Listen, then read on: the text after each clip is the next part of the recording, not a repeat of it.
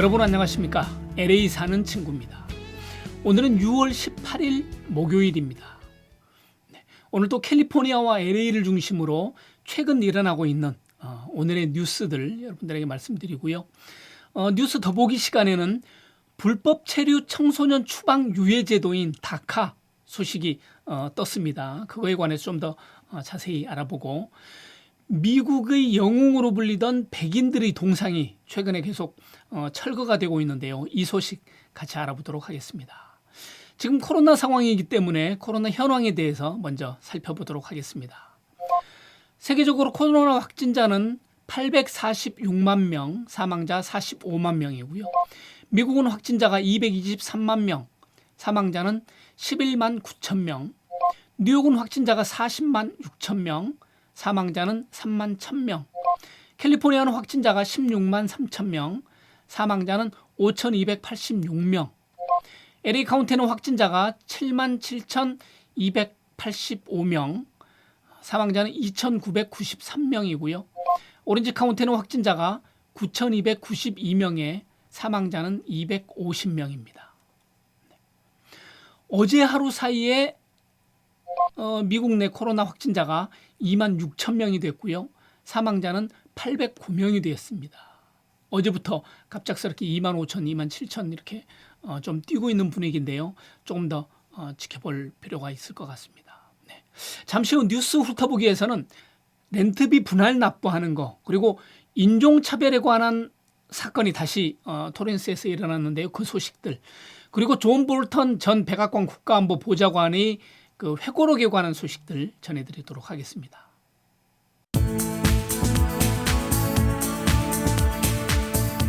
코로나19 사태로 입주자들이 렌트비를 체납하는 등 경제적인 어려움을 겪고 있는 가운데, 캘리포니아에서는 10년 동안 렌트비를 분할 납부할 수 있는 방안을 지금 추진 중이라고 합니다. 대신 건물주들은 밀린 렌트비만큼 세금 공제를 받을 수 있어서 그렇게 나쁜 조건은 아니라는 생각이 듭니다. 지난주 팜데일 시청 앞에서 그 나무에 목이 맨 그 변사체로 발견됐던 로버트 풀러 흑인의 이복 형제가 어제 팜데일 북쪽 20마일 떨어진 컨 카운티에서 경찰들과 총격전이 벌어지는 가운데 경찰이 총에 사살됐다는 소식이 들립니다. 기사를 보니까 용의자가 경찰들한테 총을 발사하고요. 경찰들은 20여 발의 총을 용의자한테 집중 발사하게 되는데, 이걸 보고 참 낯설다는 생각이 듭니다. 지금이 서부 개척 시대도 아닌데 총을 이렇게 서로 주고받고 하는 것들이 한국에 오래 살았던 저 같은 경우는 굉장히 낯설다, 이런 생각이 듭니다. 최근 토렌스 지역에서 동양인들을 겨냥한 혐오 범죄가 몇 건이 일어났는데요. 어제는 일본 전통 조리기구 판매점을 폭파하겠다라는 협박성 편지가 발견돼서 경찰이 수사에 나섰습니다. 이 편지 안에는 당신이 어디 살고 있는지 알고 있다, 일본으로 돌아가라, 만일에 그렇지 않을 경우 당신 가게를 폭파하겠다, 이런 협박성 내용이 들어있었는데요. 동양인이기 때문에 이렇게 증오하는 이런 범죄가 지금 일어나고 있습니다. 특히 토렌스 지역에서 계속 일어나고 있어서 좀 우려가 되는 상황입니다. 백화점 체인인 JC페니가 지난 5월 달에 파산 보호 신청을 했는데요. 캘리포니아주를 비롯해서 미국 전역에서 136개 매장이 폐쇄할 예정이라고 합니다. 그래서 폐점을 앞두고 JC페니가 오늘부터 전 품목 25%에서 40% 정도의 그 폭탄 세일을 하고 있다고 합니다. 캘리포니아에서는 6군데 정도가 문을 닫을 텐데요. 남가주에서는 샌 버나디노 카운티 인랜드 센터 여기가 해당이 되고요. JC페니는 전국적으로 한 30%를 정리할 예정이라고 합니다. 존 볼턴 백악관 국가안보 보좌관의 그 새로 출판하게 되는 회고록 때문에 미국의 정치계가 지금 시끄럽습니다. 책을 통해서 존 볼턴은 도널드 트럼프 대통령이 시진핑 중국 국가수석하고 비공개 대담을 할 때 재선을 도와달라 이렇게 부탁을 했다고 폭로하는 등 트럼프 대통령 입장에서는 굉장히 불리한 내용들을 지금 많이 담고 있는데요. 이에 따라서 백악관에서는 회고록 출판 금지 민사소송을 법원에 제기했습니다.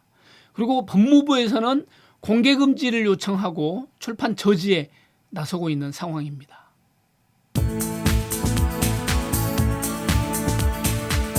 뉴스 더보기 이 시간에는 불법 체류 청소년 추방 유예 제도인 다카가 폐지되지 않고 지속될 수 있다는 소식 여러분들에게 전해드리겠습니다. 연방 대법원이 오늘 아침에 5대4로 도널드 트럼프 행정부가 다카 제도를 폐지할 수 없다는 판결을 했습니다. 이에 따라서 65만에서 많게는 80만 명에 달하는 다카 수혜자, 즉 드리머라고 부르는데요. 이 사람들이 추방 위기에서 벗어날 수 있게 됐습니다. 다카는 2012년도에 버락 오바마 전 대통령이 불법 이주한 부모를 따라서 미국에 온 청소년들이 신분의 염려 없이 학교나 직장을 다닐 수 있도록 추방을 유예한 행정명령입니다. 트럼프 행정부가 들어서면서 2017년도에 9월에 다카의 신규 신청을 중단하고 기존 수혜자들의 혜택도 폐지하겠다 이렇게 밝혔는데요. 많은 그 이민단체들이 이에 반대하고 그런 소송을 제기했습니다. 뿐만 아니라 상원의원, 하원의원에서도 최근까지 많은 그런 논란이 있었는데요. 이번 연방 대법원의 판결에 대해서 트럼프 대통령은 끔찍한 결정이라고 즉각 반발을 했습니다. 지금 트럼프 대통령은 지속적으로 이민자들에게 불리한 정책을 지금 펼치고 있는데요. 최근에는 H-1B 취업 비자를 중지할 것 같다라는 소식이 지금 흘러나오고 있고, 다행인 것은 지금 영주권 진행하고 있는 취업 이민 3순위, 그러니까 학사 학위 숙련자 혹은 학위를 불문한 비숙련자 이런 사람들의 경우 지난달에는 10개월, 이번 달에는 5개월 진전된 상황이라고 합니다. 아메리카 신대륙을 발견한 이탈리아의 탐험가 크리스토퍼 콜럼버스 동상이 캘리포니아 주의회 청사에서 철거될 예정입니다. 콜럼버스 동상은 1883년 캘리포니아 의회에 설치돼서 지금까지 137년 동안 그 자리에 있었는데요. 이제는 더 이상 시대적인 분위기에 맞지 않고 콜럼버스가 저질렀던 원주민 학살 그리고 노예제도를 찬성하고 신봉했던 그런 많은 일들 때문에 여론을 의식한 그런 조치인 것 같습니다. 최근에 조지 플로이드 사건 이후로 흑인이라든지 원주민 같은 소수인종에 대한 차별 철폐 목소리가 이제 커지면서 여러 주에서 그동안 여론의 그 많은 대상이 되었던 백인 영웅 인물들에 대한 동상이 계속 철거되고 있는 일이 이루어지고 있습니다. 예를 들자면 켄터키주 의회는 북군에 대항했던 제퍼슨 데이비스 동상을 최근에 철거했고요. 버지니아주에서는 남군 사령관으로 활약했던 로버트 리 장군의 동상을 철거했습니다. 이런 모습을 보면서 어떤 인물에 대한 역사적인 해석이 시대에 따라서 달라질 수 있구나 하는 생각을 해봅니다. 한국의 상황에서도 역시 마찬가지죠. 몇몇 지도자들이 그들의 해석이 보는 사람에 따라서 좀 달라지는 그런 상황들을 우리는 보고 있습니다. 네. 지금까지 시청해 주셔서 감사하고요. 저는 내일 다시 뵙겠습니다. 지금까지 LA 사는 친구였습니다. 감사합니다.